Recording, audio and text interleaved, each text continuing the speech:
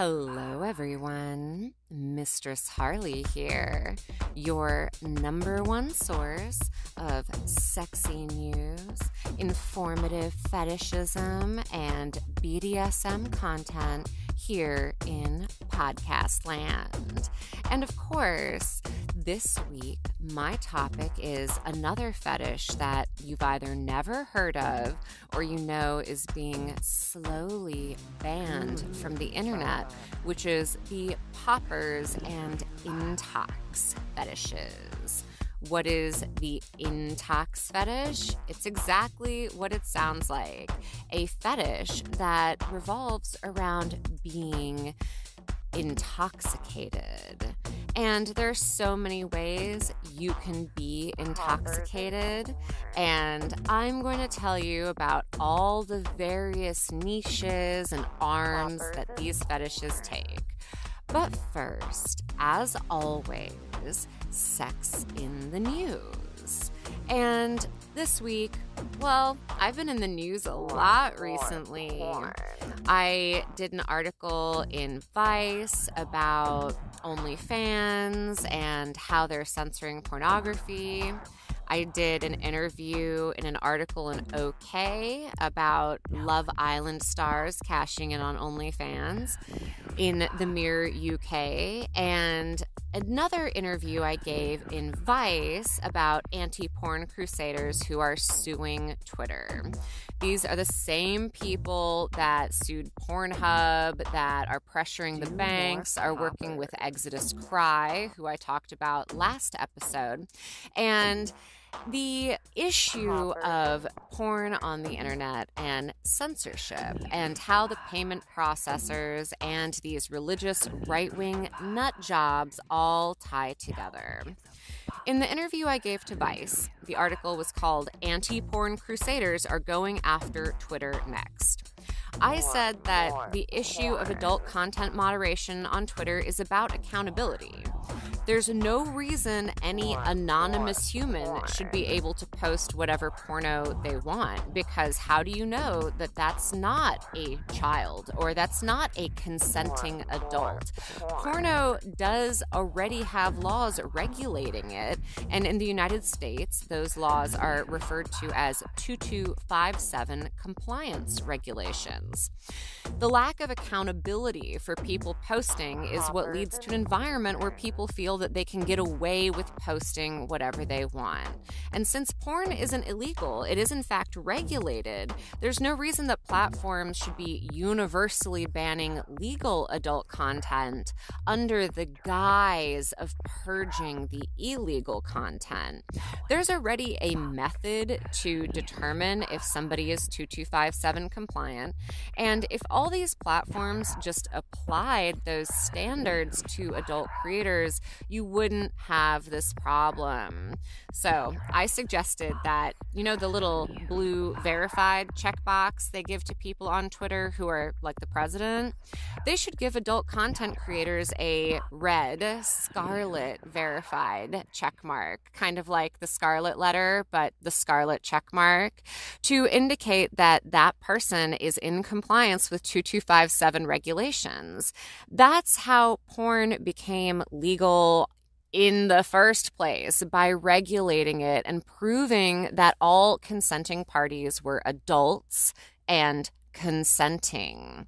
So this issue of censorship in porn just means, like always, the industry is going to have to actually tighten up and run a tight ship. No more stealing porn, ladies, and putting it in your gay conversion videos. That's actually a crime. And I think that if long as the industry is regulated in a way that is ensuring the safety of adult performers, there's nothing wrong with that. But if they don't do that, then platforms will just ban porn entirely because it's too much trouble. As always, you can read all of my interviews, watch all of my TV appearances, and listen to all of my podcast guest stars on mistressharley.com/press. But there's always more sex in the news than just me. And this week, I keep seeing a story about a startup that is going to make more sex toys and more kinky fetish gear for people with disabilities. And that's an exciting prospect because the more inclusion we have in the world of sex and sex tech, the better it is for everyone. And of course, everyone is abled differently. The same way everyone has excitement and even orgasms in a different way. What works for one may not work for another. Being inclusive of differently abled people just means that there's a bigger variety for everyone. And that's a good thing. And we live in a world that acknowledges not just physical disabilities, but of course, mental issues that interfere with sex as well, such as depression or anxiety. And being inclusive of these people and their needs and fetishes and the kinky world and the LGBTQ world really just means a more inclusive and better environment for everyone. Personally, I want to see more in the way of hands-free sex toys for everyone, regardless of gender identity. I think everyone should be able to get off like a fucking robot. That would be the best. And really, there just needs to be a larger variety because, yeah, some people want that giant, huge dildo that will tear you apart, and other people don't even want a dildo. So there needs to be more fun stuff for everyone.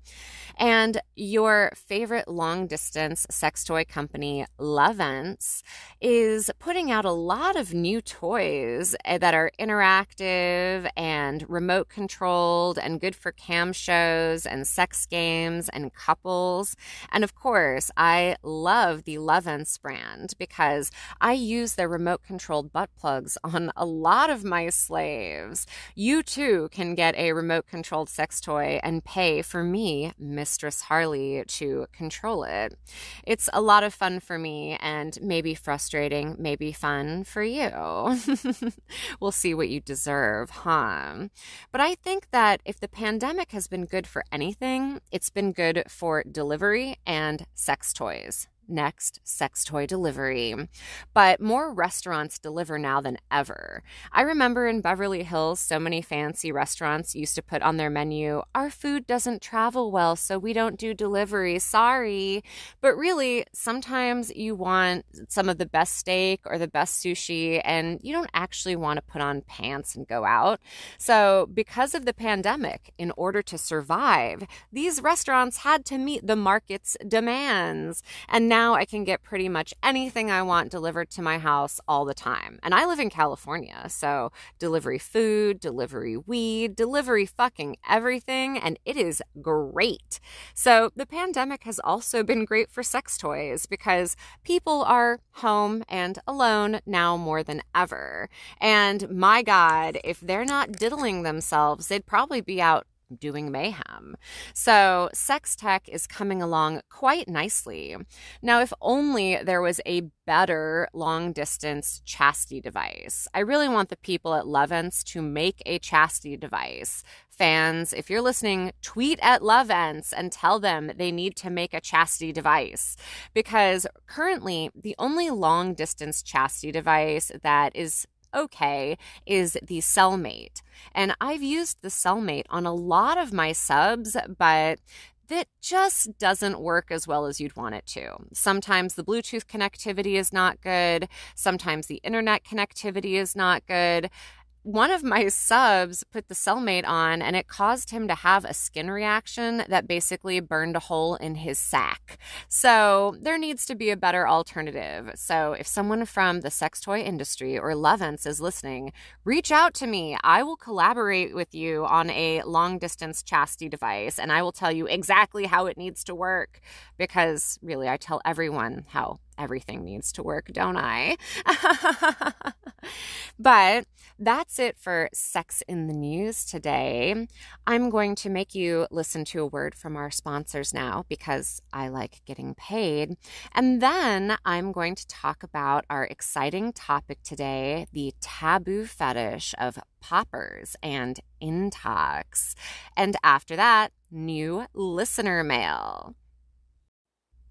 So you might be thinking that intox fetish is kind of self-explanatory. Okay, people like to be intoxicated. Obviously, people like to be intoxicated. That's why bars exist. And they're all different kinds of intoxication. But most importantly, there is a taboo idea around intoxication and the intox fetish. And that comes down to an idea that I've discussed many times, which is the idea of consensual non-consent. Meaning that some people like to be intoxicated and fucked up so that they'll do the things they actually want to do. Just like slutty college girls drink alcohol to lower their inhibitions so they can be slutty. Here's the secret, everyone. Those slutty girls want to be slutty even when they're not drunk. They drink so they can be slutty. And that is not an excuse for real non-consensual behavior, where someone is incapable of consent or where someone has absolutely not consented. There is a clear line between consciousness and unconsciousness, or the words yes and no. But the intox fetish starts out with the premise that you are getting intoxicated for the purpose of doing slutty things. Now, whether that's having a few drinks before you fuck a stranger, whether that is using poppers, which is actually VCR head cleaner to relax the muscles in your anus. There are a lot of reasons people use intoxicants, and because of the blurry line between consent and non-consent when it comes to the credit card companies and the bank, any discussion of intox fetishism is being scrubbed from the internet as we know it. There are still a few sites that allow you to use the word poppers. And there were already sites where you couldn't use the word poppers, but you could use the word aroma. But now even those sites have banned aroma, so you have to use sniffers. Alert kids, poppers and sniffers are the same now in the porno world because that's the only way to get around the censorship of this fetish. Even though, like so many things, poppers are not illegal everywhere. In the United States, they're sold as video head cleaner. And if you have a VCR, that is the legitimate non-drug use of poppers. Poppers were originally created as VCR head cleaner. Those of you old enough might remember videotapes and VCRs. And shit, I still have a VCR. So I like to collect retro technology. And yeah, I own a VCR. Some people still use them. And there's a lot of archival footage that's on videotape that has not yet been transferred to digital. Think of all the films and videos we might lose if we lose the VCR, or for that matter, video head cleaner.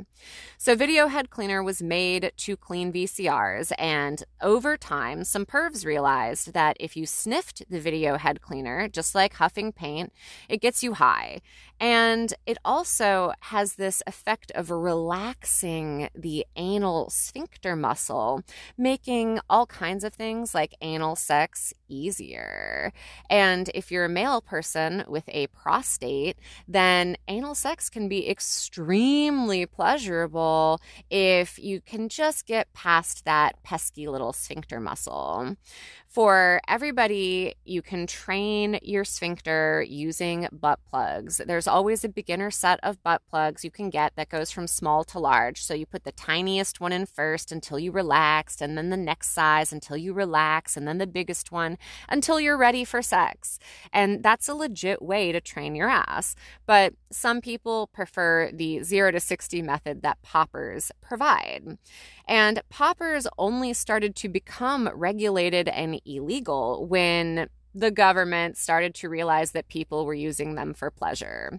In our puritanical culture, nothing is allowed to be used for pleasure. And are there risks associated with poppers? Yes, there's risks when you put anything in your body that is not supposed to be in your body. And just like huffing, there are risks associated with poppers that are like increased risk of heart attack, chemical burns, nausea, headache, disorientation, sometimes like temporary or maybe even permanent blindness. But people still drink alcohol, and that's been a side effect of alcohol since alcohol been alcohol. You know, I'm all about risk-informed consensual kink. So if you know the risks of poppers and you still want to do them, that's between you and poppers. I don't think it's anyone else's business, certainly not the government's, or certainly not the credit cards, and certainly not the porn sites to regulate what you do with your body. I'm a feminist and I believe in my body, my choice. And that applies to substance use as well. And of course, you're not allowed on these porn sites to encourage anything that might cause harm because of liability. So even posting a drinking game, okay, you take a shot when I take a shot, that is considered banned content. And it's really because people don't want to get sued. And if you've watched any of my Intox videos, you'll notice I have a long legal disclaimer talking about your choice, your body, your responsibility. I am not legally liable for shit. And really, our society just needs to take that approach. You can sign a waiver to jump out of an airplane, a perfectly good airplane with a parachute on, knowing that you could have a terrible accident and your parachute might not open and you could fall thousands of feet to the ground and die. But you can't decide if you want to sniff video head cleaner or not. You can't decide if you want to play a drinking game or not. That's kind of ridiculous, isn't it? Why is it okay to willingly risk life, limb, disability, and injury in one case, but not another case? Because jumping out of a plane is fine, but sniffing poppers is bad. But really, I believe that all the substances that people can put in themselves, you should be allowed to. If you want to drink bleach, I don't fucking care. That's between you and the bleach. You should know that it is very bad for you and you could die. But, you know, people do things that could kill them all the time. You could die because of a car accident, and that doesn't stop people from driving cars. So it's just a matter of picking winners and losers. The government has decided that if you like drugs, you're a loser, even though alcohol and cigarettes, that's fine. But that you can't clean your VCRs anymore, but go on and jump out of that fucking airplane, right? No, part of the problem is because it is so pleasurable, and especially in regards to porn and sex. They already want porn to be the villain. So, of course, anything they can add on, this hurts you, this hurts you, this hurts you, they're going to kind of add it on, piling on. It's kind of like when you're mad at someone, and instead of just talking about what you're mad about, you talk about every old shit item that you're ever been offended by, and you have to bring up all the old shit. And it's always that way with porn. Every time they attack porn, they go after all the old shit too. So that's why you cannot use the word intox or poppers on most porn sites. So look for those alternative, uncensored for now, keywords like sniffers and water and beverage, because you can't use drinking either. But pretty much everyone I know, when they watch porn, they're like smoking weed or drinking booze or What about the strip clubs where some strip clubs serve booze and some strip clubs don't? It's all about this regulation of your experience. So I encourage you to break the mold, do what you want, as long as it is safe, sane, and consensual among adults. But that wraps up my primer on the intoxication fetish. So now we move on to my favorite part where losers completely humiliate themselves in listener mail. And as always, if you have a legit question or you're just a perv and you want to humiliate yourself, you can go to mistressharley.com/podcast and click the message button. You can leave me a voicemail asking a question or even just saying something stupid about yourself, and maybe you'll make it on my podcast. Hello, this is Vincent, the debt slave French faggot of Mistress Harley, and I want to testify here how fucked I am now by Mistress. After I signed an inescapable debt contract with Mistress Harley 2 months ago, Mistress Harley made me beg to be exposed on a loser Hall of Shame page. Oh my god, I was so weak. So then she cruelly decided to set the removal fee at $1,000. As I don't have such amount, it seems it's gonna be a lifetime exposure, while at the same time I am drawn into an evil debt that I weekly pay, but that never decrease. Thank you, Mistress. I am so fucked. Ah, yes, my little French bitch, Vincent Hubert. Vincent has actually been subbing to me for a really long time. I think he first started paying me all the way back in like 2015, and he's been a little bitch ever since. When he says that he signed an inescapable debt contract, that means that he requested a legal contract, which is drawn up by my lawyer.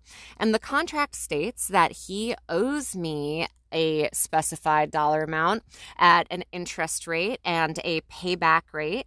And it has extremely exacting standards on when he has to pay this debt and how his payments go.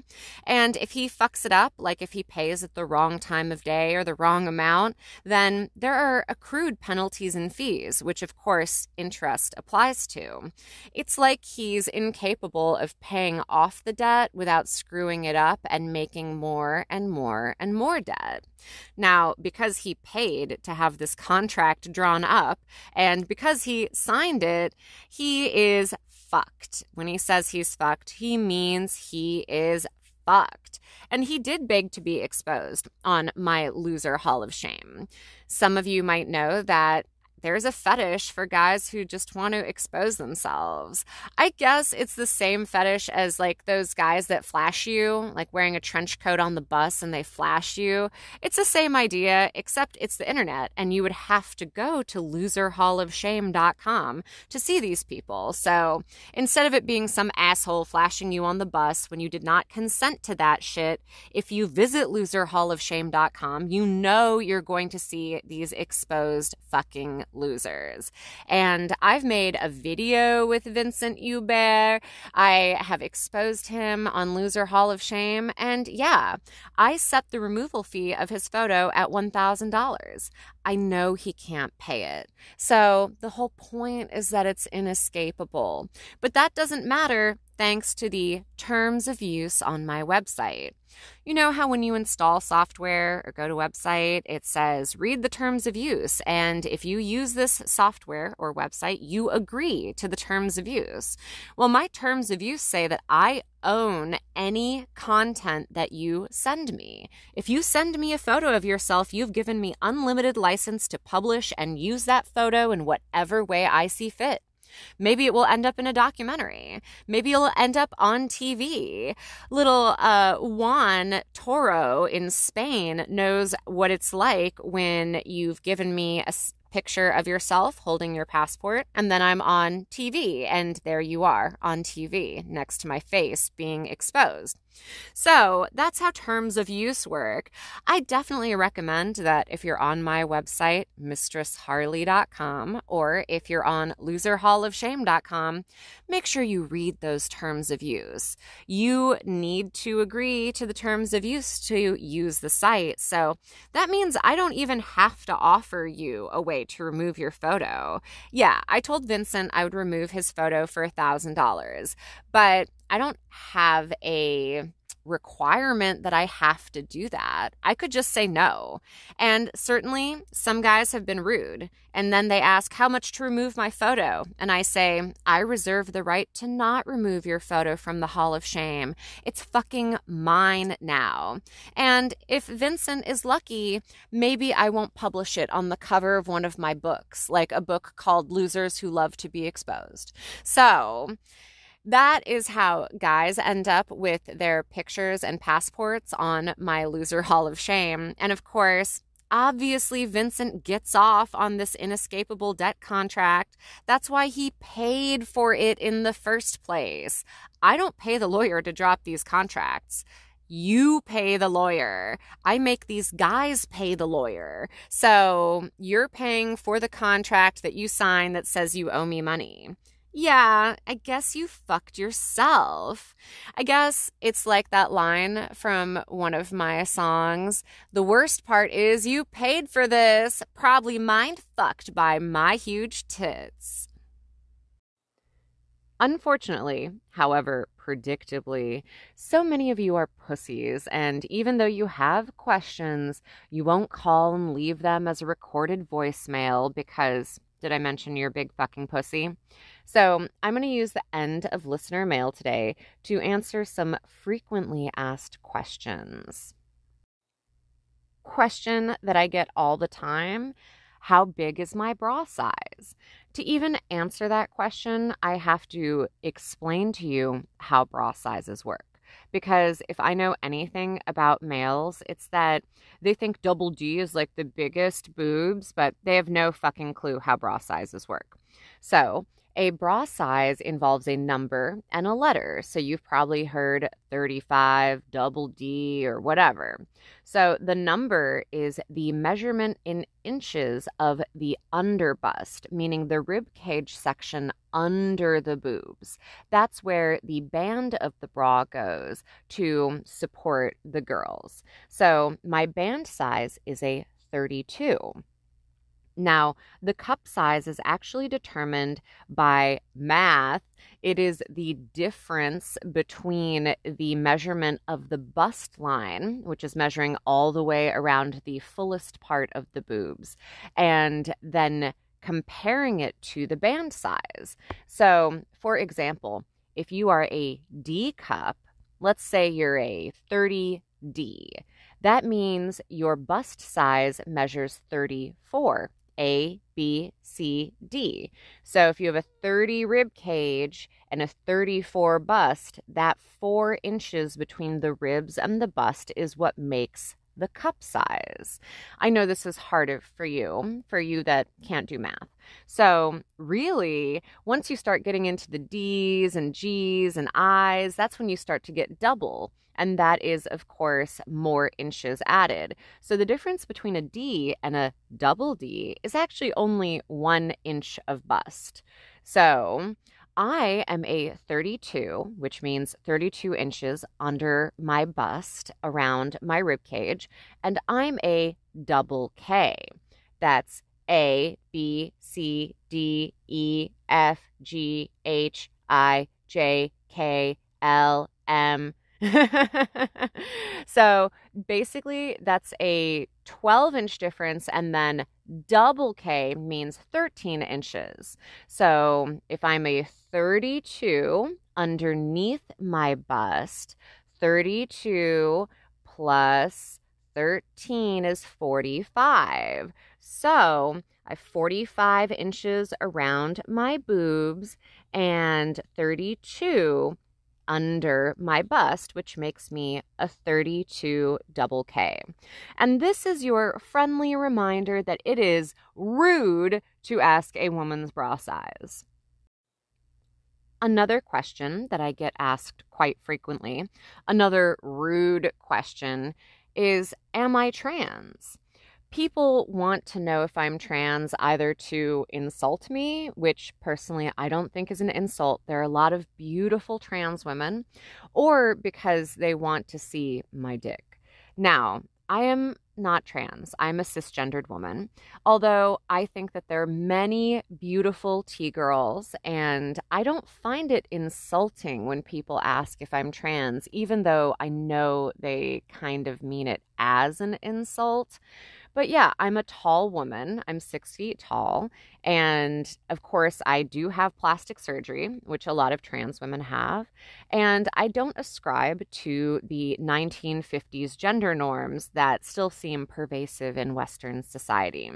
But I swear, if I had a dick, I wouldn't have to use a strap on, and I would make you all worship my huge dick all the time. And if it wasn't huge, I would have surgery to make it huge. Ultimately, I think this is a rude question that only ever comes from a rude place. And of course, those of you who are familiar with my personal life know that my partner is trans. They identified as male when I met them, and then through coercion and making them do the things I wanted them to do, my partner is now a lady. You can call her Mrs. Harley. But ultimately, I think trans people are beautiful, and that gender expression is just another way that people express themselves, whether that's through tattoos or religion or gender or clothes or hair. It's just another form of expression. So I'm not insulted when people ask if I'm trans. I just know that they are trying to be insulting. But there you have it. Yes, I'm a cisgendered woman, which means you have to deal with all of my cisgendered man-hating woman problems. The last FAQ I'm going to answer for you guys today is, do I pay taxes? You might remember that a couple of years ago, there was this like incel movement to report sex workers to the IRS as if we don't pay taxes. But of course, every website that you enter your Visa MasterCard information into, like clip sites, OnlyFans, etc., we all get 1099s from those sites. So the government knows we're making that money. And of course, I'm an incorporated business because of the tax benefits that being a business provides. Why would I need the tax benefits if I wasn't paying taxes? So yes, I pay a shit ton of taxes. Income taxes, property taxes, capital gains taxes. I probably pay more taxes on average than a vanilla person working a vanilla job. Also because I make more money. So yeah, I pay a shit ton of taxes. And of course, I have an excellent accountant who helps me with tax deferment strategies, like investing as much as possible into my 401k and making sure that all of my write-offs are accounted for so that I can get off with the least tax burden that is legally possible. If you're familiar with the rich in America, there are a lot of strategies to reduce your tax burden. And of course, I take advantage of all the legal strategies that the government provides to me. So don't act like I don't pay taxes or I'm doing something shady. Quite frankly, I'm too wealthy to do anything illegal, because when you have as much money as I have, there's no point in jeopardizing that money by trying to save a few dollars. No, the government provides plenty of legal loopholes for me to optimize my tax strategy. So when you act like, oh, none of these girls online pay taxes, no, we pay more taxes than you know. We probably pay more taxes than you pay. So that brings me to the end of this short and sweet episode about Intox fetish. And if you have questions for me, you can ask them on mistressharley.com podcast. There is a message button you can click and record a voicemail, and you might end up in my listener mail. And of course, I'm literally everywhere on the internet. You can Google Mistress Harley and find me on Twitter, Instagram, TikTok, Spotify, iHeartRadio, Anchor FM. You can find me everywhere because I am a pervasive and kind of like a virus. Once I get in, you can't get me out. So if you want all my links or you want to send me money, mistressharley.com. Have a sexy day.